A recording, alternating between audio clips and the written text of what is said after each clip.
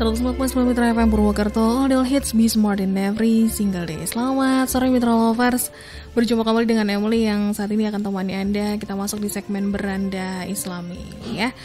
Sepertinya sudah cukup lama saya tidak temani Anda di Beranda Islami dan sekarang saya hadir lagi. Spesial juga sudah hadir di hadapan saya ada Pak Fuad. Assalamualaikum Pak Fuad. Waalaikumsalam warahmatullahi wabarakatuh. Gimana kabarnya Pak hari ini Pak? Alhamdulillah Mbak Emily, meskipun tadi sempat hujan lebat masih bisa datang. Sekarang juga sudah terang Mitra Lovers. Sebelumnya saya mau minta maaf lahir batin Pak Fuad. Sami. Mohon maaf atas kesalahan saya selama mungkin memandu Beranda Islami bahkan sampai saat ini. Sama Mitra Lovers juga. Iya. Baik Mitra Lovers, kita masuk di Beranda Islami dengan tema habis Lebaran uang habis. Ini sepertinya relate ya bagi kebanyakan orang. Iya. Apalagi ini Lebaran kemarin Pak Fuad mudik nggak Pak? Mudik cuman kan deket. Ya, tidak ada 1 jam dari sini ke Maos, Kecamatan Maos. Maos, oke. Lebaran biasanya identik kalau misalkan sekarang nih udah pada kerja-kerja gitu kan, bagi-bagi THR. Terus juga sekarang udah mulai pusing lagi nih masuk kerja lagi gitu. Ada juga yang mungkin sekarang udah posting back to reality gitu. Kembali kepada kenyataan bahwa harus menghadapi kerjaan. Ya, karena memang ketika Lebaran biasanya juga uang juga udah mulai habis, ya udah kerja lagi yuk, cari uang lagi gitu. Iya, lebih semangat. Nah, tapi untuk saat ini Pak Fuad, apa yang sebenarnya ingin disampaikan oleh Pak Fuad? Silakan. Ya, jadi tema ini sebenarnya merupakan refleksi dari tradisi kita umat Islam di Indonesia khususnya ketika mereka harus mudik ke kampung halaman. Awalnya itu saya baca koran sebenarnya. Udah lama, udah beberapa tahun yang lalu. Tapi kan selalu terjadi. Jadi artikel ini menarik untuk kita diskusikan kembali. Jadi habis Lebaran uang habis. Itu untuk menggambarkan betapa perjuangan para perantau ya di Indonesia ini ketika Lebaran mudik itu tentu saja menghabiskan uang yang luar biasa banyak ya. Tapi kok tetap diulang-ulang gitu, tidak kapok gitu. Nah, oleh karena itu perlu kita angkat kembali itu. Jadi pertanyaannya adalah kalau habis Lebaran uang habis buat apa? Nah, itu kuncinya itu ya. Habis buat apa? Nah, tentu saja untuk merangkai itu semua itu habis dalam rangka mudik.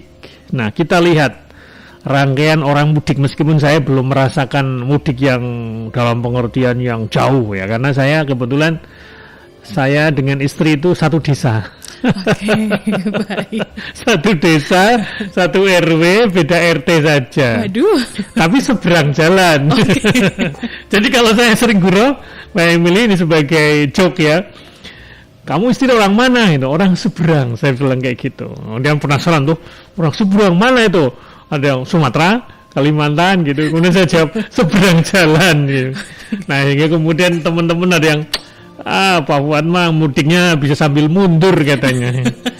sambil mundur katanya. Karena memang tidak terlalu melelahkan. Ya, nggak ada 1 jam sampai dari Purwokerto ini. Bayangkan jika misalnya saya punya teman dosen nih, misalnya di Purwokerto ini, yang satu istrinya orang timur, Jawa Timur misalnya, yang satu orang Jawa Barat itu. Bisa dibayangkan itu. Kalau mudik kedua-duanya ke kampung halaman istri maupun suami itu. Tentu itu lebih banyak lagi ya. Akhirnya mereka itu ada yang menyiasati gantian gitu. Tahun ini mudik di tempat istri misalnya. Tahun depan di tempat suami kayak gitu. Iya, benar-benar. Karena memang butuh biaya, butuh tenaga, butuh macam-macam ya. Ya kita tahu lah mudik itu kan intinya ya kita menyediakan waktu untuk pulang kampung ya. Bisa dibayangkan itu di jalan itu. Kalau yang punya mobil ya dia harus tentu saja mobilnya harus diservis misalnya, kemudian BBM ya, apalagi oleh-oleh Mbak Emily, kemudian jangan lupa di jalan itu juga kita harus tetap keluar kan, dari mulai tukang parkir ya kan, konsumsi kemudian macam-macam itu. Dan jangan lupa kita juga biasanya kalau ke kampung ya bawa oleh-oleh, kemudian bawa angpau, ya, angpau itu membagi-bagi kepada ponakan, tetangga, orang tua dan sebagainya. Ya, biasanya uangnya uang baru. Itu kan kebahagiaan yang saya pikir ya luar biasa menurut saya. Mereka yang barangkali tidak pernah pegang uang yang baru beberapa gitu, lembar saja bahagia banget rasanya. Jadi bisa dibayangkan itu. Kalau nggak punya mobil ya pakai tiket. Tiket itu kira-kira sekarang berapa? Ya, saya kemarin sempat ngitung-ngitung gitu. Kalau misalnya pakai tiket eksekutif, keluarganya 5. Sekali jalan minimal 500. Ya, bolak-balik itu berarti satu orang 1 juta itu. Yeah. Kalau misalnya satu keluarga itu ada 5 orang, misalnya anak 3, suami istri, berarti 5 juta. Itu tiketnya saja loh itu. Itu kalau dipikir-pikir ya banyak, Mbak. Maka mungkin di status apa istilahnya kalau di aplikasi mobil banking ya di kita itu bulan ini pengeluaran jelas lebih banyak daripada pemasukan. Ya minimal impas lah. Misalnya dapat THR 5 juta, keluar 5 juta. THR-nya 8 juta, keluarnya 8 juta atau lebih kadang-kadang. Nah, ini saya tadi dapat postingan menarik ini Mbak Emily dari grup SMA itu. Nah, mungkin ada yang dengerin tuh. Dia membuat poster, mungkin postingan dari yang lain. Sisakan THR Anda untuk menghadapi serangan kondangan massal. Bener juga sih. Wah, ternyata nggak dipikir ya, uangnya sudah habis masih ada ternyata. Ya kalau yang jauh sih nggak wajib datang. Kalau yang deket-deket ya siap-siap saja kondangan ini. Atau bahasa teman-teman biasanya wisata teratak. Wisata teratak. Ini juga sebentar lagi muncul. Baik lebaran ini, lebaran itu mau lebaran haji nanti. Betul. Nah, ini juga perlu disiapkan gitu. Masa kita nggak ngasih apa-apa, kira-kira begitu. Nah, ini menarik kan. Jadi artinya mudik ini kan identik dengan pengeluaran yang cukup banyak menurut saya. Nah, oleh karena itu kita harus bisa memaknainya. Jangan sampai pengeluaran itu tidak bermakna, tidak meninggalkan pelajaran buat kita. Apakah kita kapok? Ternyata tidak kan? Kita tahun depan juga akan mudik lagi, tentu juga akan mengeluarkan biaya yang tidak sedikit setiap tahun. Ini kan namanya fenomena tahunan atau annual bahasa kita itu.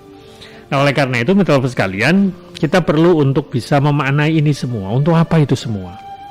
Nah, tentu saja jangan sampai pengeluaran itu kemudian tidak mendatangkan kebaikan, mendatangkan pahala buat kita.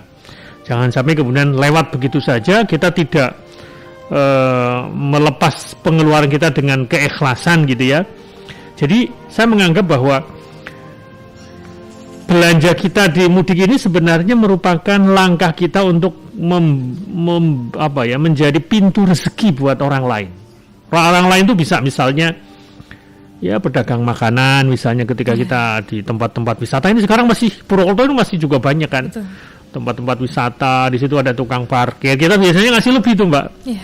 Kalau biasanya 2.000 ya bisa 3.000, bisa 4.000, bisa 5.000. Itu luar biasa loh.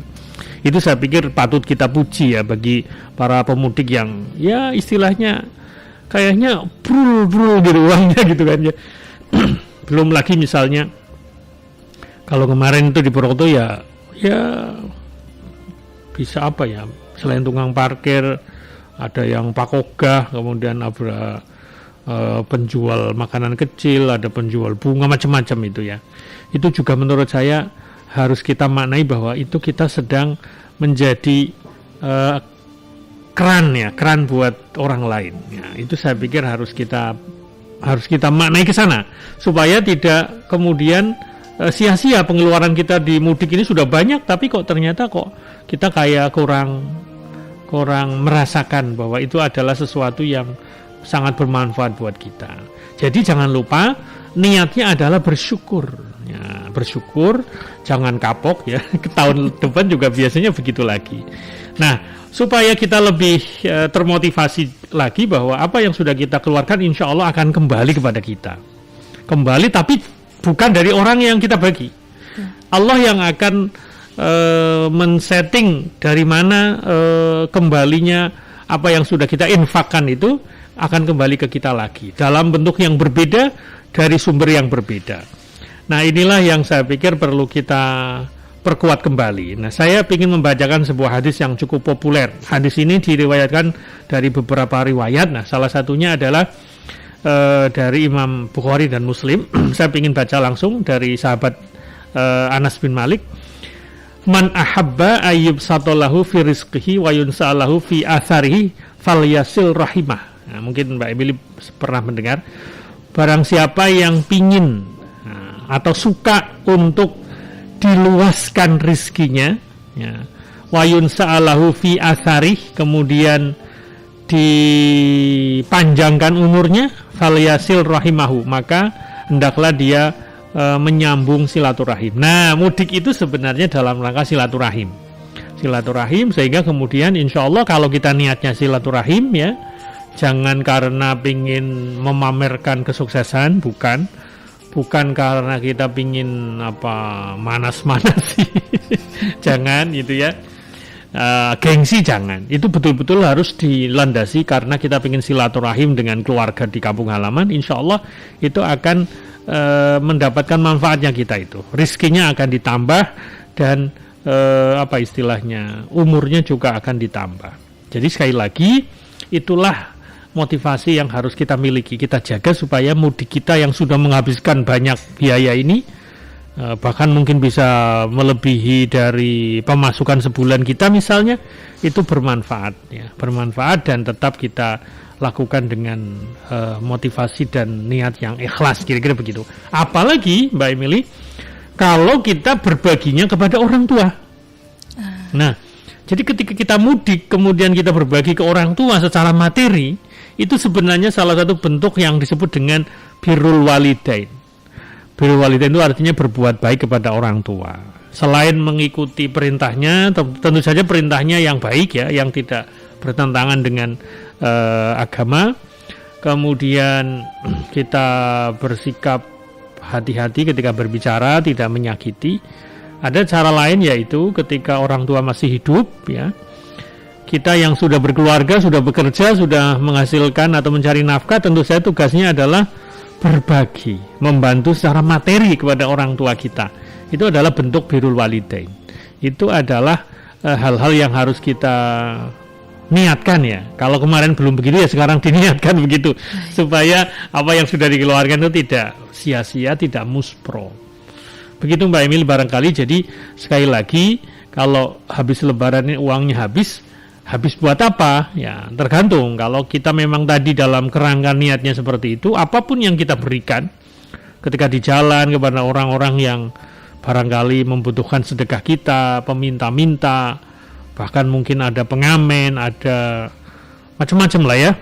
Pedagang kecil, kita kadang-kadang suka kasihan kan, ada pedagang, kita kadang membeli, kadang udah uangnya kembalinya diambil aja Mbak, misalnya begitu. Begitu dermawan kita. Nah, kalau kita seperti itu, insya Allah itu jangan khawatir bahwa apa yang sudah dikeluarkan ini akan diganti oleh Allah yang lebih banyak. Nah, setelah ini kita akan menguatkan lagi motivasinya Mbak Emil dengan kisah yang menurut saya penting. Kisah ini saya kutip dari berbagai media. Ini sangat terkenal, ya. Di buku-buku motivasi juga ada. Ini kisahnya ada di zaman Nabi Musa, tentang suami istri yang tadinya miskin kemudian kaya mendadak dan ternyata kemudian diganti oleh Allah dan dia batal miskin. Nah, akhirnya dia tetap kaya. Apa rahasianya? Nanti saya sampaikan setelah ini, Mbak. Baik. Jadi Mitra Lovers, ya. Habis lebaran uang habis. Gimana tahun ini mudik kemana aja, dan apakah uang Anda juga sudah mulai habis, sudah mulai menipis?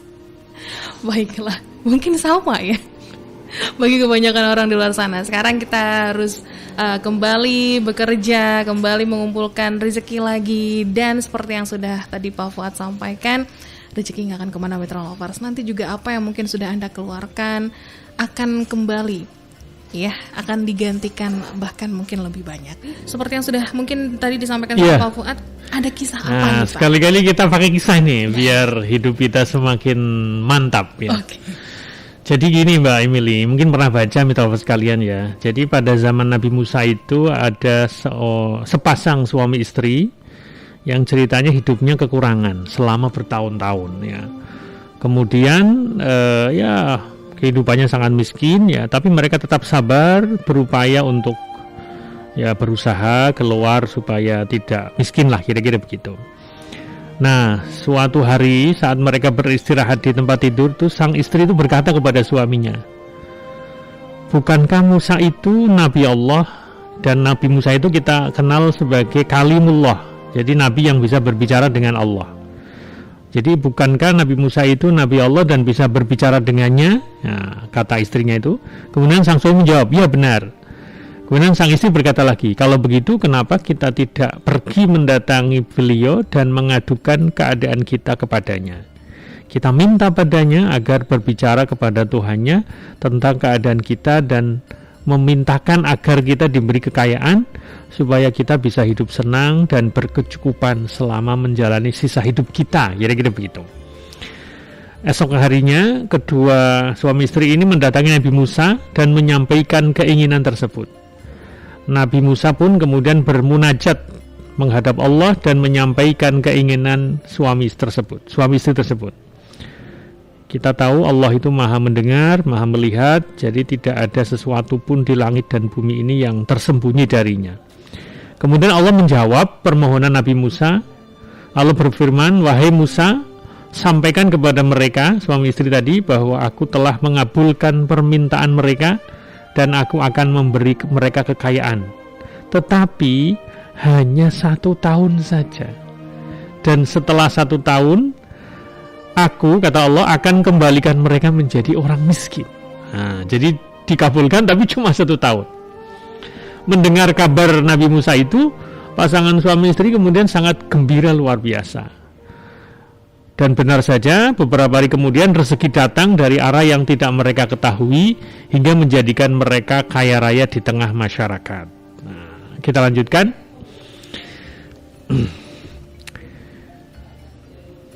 Kehidupan mereka kemudian berubah dan mereka hidup senang dan bahagia. Kemudian sang istri pun berkata kepada suaminya, "Wahai suamiku, ingatlah kita ini diberi kekayaan hanya 1 tahun. Dan setelah itu kita akan jatuh miskin lagi seperti sedia kala," kata istri itu. Suami itu menjawab, "Ya, saya tahu." Sang istri kemudian berkata, "Kalau begitu, kita gunakan saja kekayaan ini untuk membantu banyak orang. Selama 1 tahun ini kita akan memberi makan orang-orang fakir miskin dan menyantuni anak yatim mumpung kita masih punya." Sang suami pun setuju dengan gagasan istrinya itu. Kemudian mereka membangun rumah singgah untuk membantu para musafir. Nah, uniknya rumah itu dibangun dengan 7 pintu. Masing-masing pintu menghadap ke jalan yang berjumlah 7 persimpangan, supaya musafirnya pada tahu, kira-kira begitu. Selanjutnya keluarga ini kemudian menyambut setiap musafir yang datang dan memberi makan musafir tersebut. Kemudian diberi tempat singgah gratis siang malam. Mereka terus sibuk melayani selama berbulan-bulan. Ya. Tak terasa, setahun berlalu sepasang suami istri ini tetap sibuk membantu para musafir dan memuliakan tamu yang berdatangan. Kehidupan mereka tetap kaya meskipun sudah setahun, nggak jadi miskin. Nah, mereka lupa dengan tenggat waktu yang ditetapkan Allah tersebut. Nah, melihat itu Nabi Musa kemudian, bahasa kita sekarang, kepo, heran. Nabi Musa kemudian bertanya kepada Allah dengan berkata, "Wahai Rob, Engkau telah menetapkan syarat kepada mereka hanya 1 tahun diberi kekayaannya itu. Sekarang sudah lewat 1 tahun tapi mereka kok tetap hidup kaya?" Tanya Nabi Musa. Kemudian Allah berfirman, "Wahai Musa, aku membuka 1 pintu di antara pintu-pintu rizki kepada keluarga tersebut. Tetapi mereka membuka 7 pintu untuk hamba-hambaku." Karena dengan tadi membangun rumah, ada 7 pintu yang menghadap ke persimpangan jalan. "Wahai Musa, aku merasa malu kepada mereka." Jadi Allah itu mengatakan, "Aku malu kepada mereka." "Wahai Musa, apakah mungkin hambaku lebih dermawan dariku?" Otomatis nggak mungkin kan? Allah lebih dermawan. Jadi insya Allah kisah ini menurut saya menjadi pelajaran buat kita, mitra sekalian, bahwa ternyata kalau kita mengalirkan rezekinya Allah itu tidak kemudian kita miskin. Allah akan menggantinya. Buktinya tadi sepasang suami tetap kaya terus, tidak miskin lagi. Nah, kemudian Nabi Musa mengajarkan kepada kita sebuah ungkapan, Subhanakallahumma ma'a'zamu sya'nika wa arfa'u makanika. Maha suci engkau ya Allah, betapa maha mulia urusanmu dan maha tinggi kedudukanmu. Nah, mitra sekalian, sekali lagi dari kisah ini, Mbak Emily, mitra sekalian, kita mendapatkan sebuah pelajaran berharga. Betapa dahsyatnya keutamaan orang yang berbagi, termasuk kita-kita yang kemarin atau sekarang masih dalam suasana mudik. Kita banyak berbagi, banyak bersedekah, bahkan mungkin THR-nya kita habis. Kira-kira begitu. Jadi insya Allah ini juga menjadi motivasi buat kita supaya apa yang sudah kita keluarkan itu tidak kita sesali. Gak usah disesali, sudah itu biar ikhlaskan, relakan, nanti Allah akan menggantinya. Jadi ibarat baterai itu Mbak Emily tahu lampu charger itu, lampu cas-casan itu. Itu kalau nggak dipakai itu rusak malah. Ya, sama ketika kita punya mobil nggak dipakai, rusak itu malah baterainya. Jadi baterai itu ibarat diri kita itu perlu dicas, ya. dipakai itu dikeluarkan uangnya itu, biar nanti Allah yang akan mengecas diri kita sehingga kemudian insya Allah rezeki itu akan datang kembali dengan jalan yang tidak kita duga-duga. Ya, bisa jadi kita dapat bonus, bisa jadi kita tambah semangat kerjanya, dan bisa jadi. Tapi kita jangan memikirkan harus mendapatkan undian. Tidak. Allah Maha tahu apa yang akan Allah rencanakan buat kita. Jadi ini juga menurut saya sebuah motivasi buat kita. Sekali lagi, ini saya mau kutipkan lagi, ada sebuah hadis yang menarik ini. Kata Rasulullah, tidak ada satu hari pun yang seorang hamba memasuki waktu pagi padanya kecuali ada 2 malaikat yang turun dari langit dan salah satunya berdoa, ya Allah berikanlah ganti untuk orang yang berinfak. Dan malaikat yang lain berdoa, ya Allah berikanlah kebinasan untuk orang yang menahan diri tidak berinfak dan mengambil sesuatu yang bukan haknya. Kita mau pilih malaikat yang mana? Nah, tentu saja kita pilih malaikat yang pertama tadi, ya. Jadi insya Allah apa yang sudah kita nafkahkan, Allah akan ganti. Allah adalah pemberi rezeki yang sebaik-baiknya. Begitu Mbak Emily, apa yang bisa saya tambahkan? Kalau gini Pak Ustadz, biasanya ada juga nih, kemarin saya sempat juga ngobrol sama teman gitu kan, mungkin masih seputar tentang sedekah dan lain sebagainya. Dia tuh sempat ngomong kayak gini, pengen loh sebenarnya ikutan juga, maksudnya kayak ngasih sesuatu ke orang lain, bla bla bla, tapi kadang juga mikir kalau nanti duitku cukup nggak ya buat menyambung kehidupanku ke depan gitu kan. Jadi memang banyak ketakutan di belakang itu Pak Ustadz. Jadi gimana seharusnya? Tentu saja kita tidak harus ekstrim dalam sedekah. Jadi kita misalnya punya uang, misalnya sebulan 1 juta, kita kasihkan 1 juta, itu namanya ekstrim. Kita bisa latihan dari yang kecil-kecil dulu, yang sederhana. Ya kalau kita ngikuti ketentuan zakat itu 2,5% misalnya per bulan misalnya. Bisa misalnya dipotong oleh lembaga zakat misalnya. Kita biasanya kalau yang kayak PNS itu kan langsung dipotong. Jadi nggak terasa. Oke. Oh, gajian sekarang juga nggak terasa kan? Tahu-tahu ada di rekening kan? Tahu-tahu ada di rekening, tahu-tahu makanya. Tahu-tahu dipotong cicilan rumah lah macam-macam gitu. Nah, oleh karena itu menurut saya sekali lagi Islam tidak mengajarkan kita untuk terlalu ekstrim tadi dalam itu, namanya boros. Oh, kita kan punya keluarga, punya anak, punya istri, ya tentu yang dituntut oleh Allah kepada kita untuk dibagi itu adalah sebagian saja. Tapi kalau orang sudah levelnya tinggi biasanya lebih, tidak cukup. Misalnya kalau 1 juta dia berbagi 100.000 tidak cukup, mungkin dia bisa sampai 300.000. Nah, misalnya ada orang begitu sih, tergantung kondisi masing-masing ya. Dengan keyakinannya insya Allah itu duitnya akan kembali. Jadi jangan kemudian langsung ekstrim cara bersedekahnya. Kita juga tetap harus menyisakan untuk keluarga kita, diri kita. kita perlu makan, perlu minum. Ya, jadi jangan dianggap apakah harus seperti suami istri tadi tuh. Wah, kita belanjakan semua. Ya tergantung apa yang kita miliki. Sebenarnya kan sebagian apa yang kita miliki ini sebagian ini. Mungkin ada orang yang sebagian kecil kali, ada yang sebagian kecil, ada yang agak besar, ada bahkan yang sebagian besar.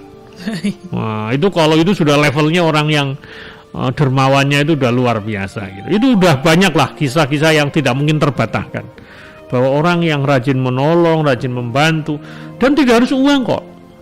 Tidak harus uang, bisa makanan, bisa pakaian, bisa tenaga, bisa ilmu, bisa kepedulian, ya kan? Ya, saya pikir itu bisa kita maknai secara luas ya. Berbagi itu maknanya jangan hanya uang saja.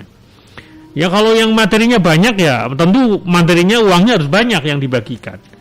Nah, tapi kalau ada orang yang mungkin uangnya nggak terlalu banyak, tapi dia punya tenaga yang luar biasa, punya pemikiran, punya tenaga, ya saya pikir dia bisa banyak menggunakan tenaganya barangkali. Gitu. Jadi banyak jalan untuk bisa berbagi. Termasuk orang tua kita. Orang tua kita pasti maklum lah. Mungkin anaknya juga tidak kaya-kaya amat ya. Insya Allah dia akan bersyukur ya, berterima kasih. Begitulah, saya pikir mudik itu maknanya seperti itu. Kita berbagi sesuai kemampuan kita. Begitu, Mbak. Baik. Ada satu lagi nih Pak Fuad, ini masih mengenai momen-momen lebaran. Oke. Ya. Jadi ada salah satu tren yang waktu itu sempat viral juga di sosial media, terutama di TikTok.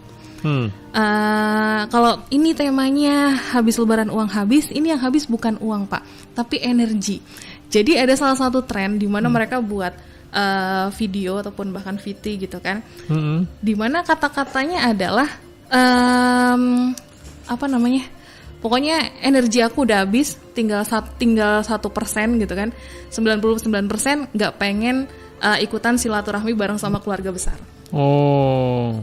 Jadi intinya adalah ketika lebaran itu banyak yang ingin mengurung diri di kamar, kemudian malas ketemu sama keluarga besar, gitu-gitu Pak. Jadi mungkin di tahun ini banyak sekali orang-orang yang saya lihat banyak sekali yang bikin konten seperti ini Pak. Jadi bisa saya bayangkan ternyata banyak orang yang mungkin ada juga perasaan-perasaan, katanya biasanya ini yang paling sering adalah nggak mau ditanya-tanyain sama keluarga.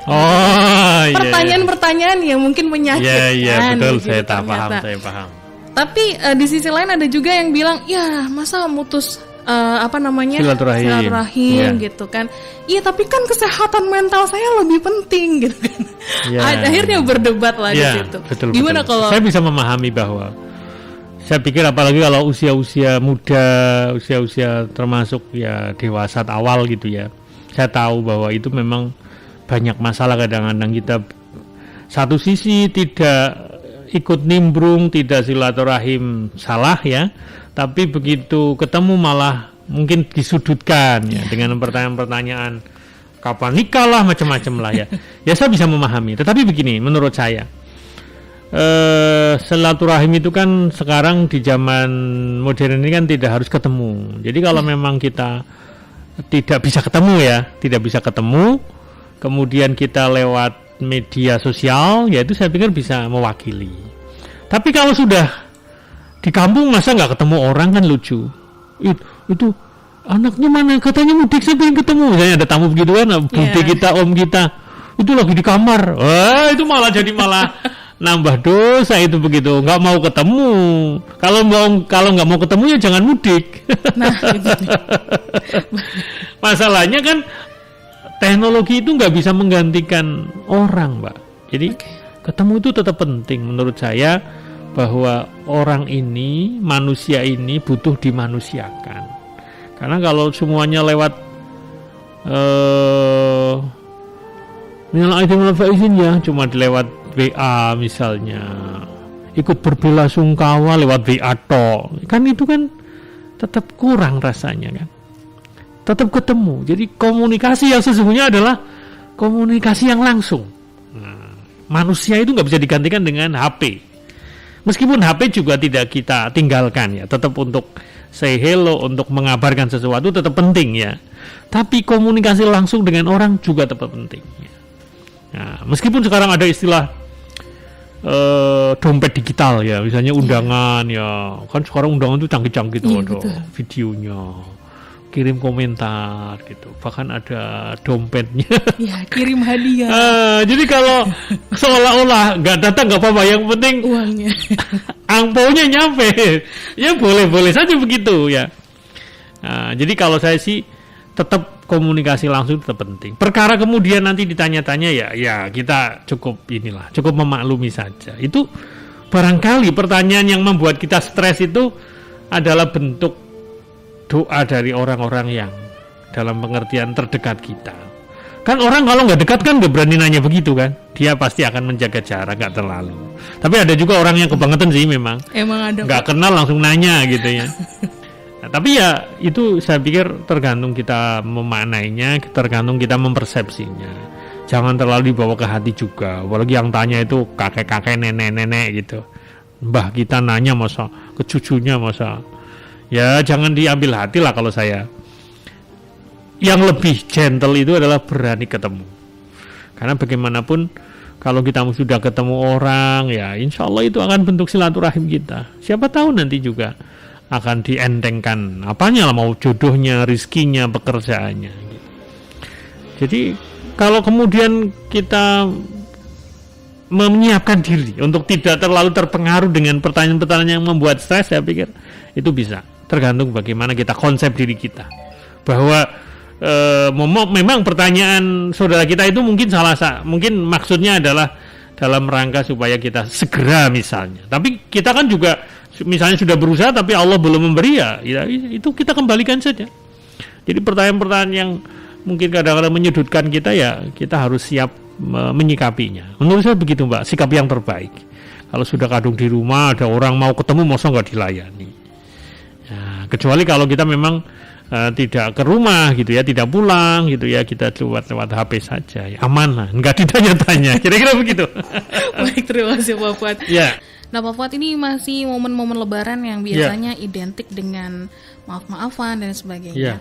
Mungkin dengan orang-orang yang tidak jaraknya mungkin tidak terlalu dekat dengan tempat kita akan biasanya komunikasi lewat mungkin sosial media, lewat chat dan sebagainya.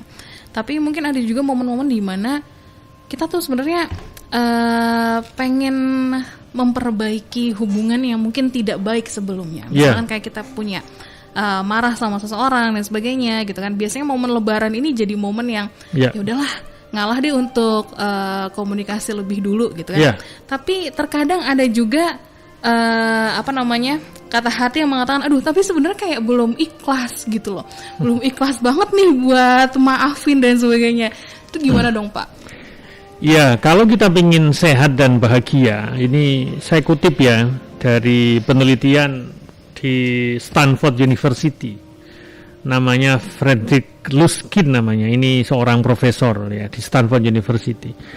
Beliau itu meneliti bahwa ternyata daripada kita menyimpan dendam ya, menyimpan kemarahan, menyimpan rasa kecewa gitu ya, tidak dilepaskan, artinya tidak dimaafkan ya, itu akan menimbulkan banyak gangguan secara emosi.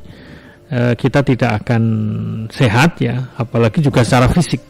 Oleh karena itu pilihannya adalah kalau kita mengikuti agama itu ya memaafkan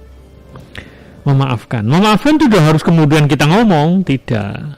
Misalnya nih, kita mungkin masih ingat tuh ada teman yang pernah menyakiti kita.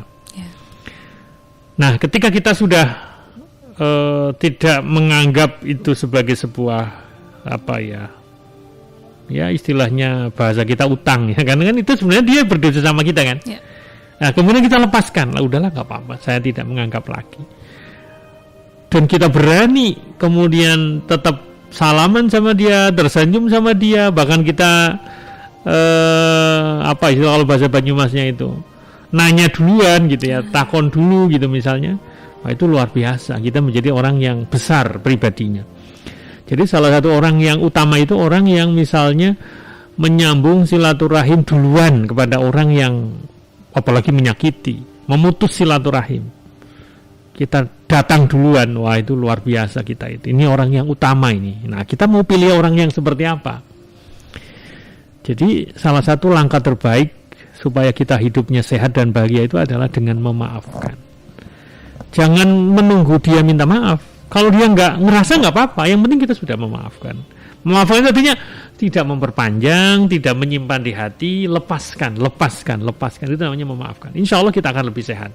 Memang butuh belajar, butuh proses, nggak apa-apa, pelan-pelan gitu. Nah, jadi gitu ya. Apalagi tadi kita berani kasih salam duluan kepada orang yang barangkali pernah menyakiti kita, tidak pernah mendahului untuk tanya, kita tanya duluan.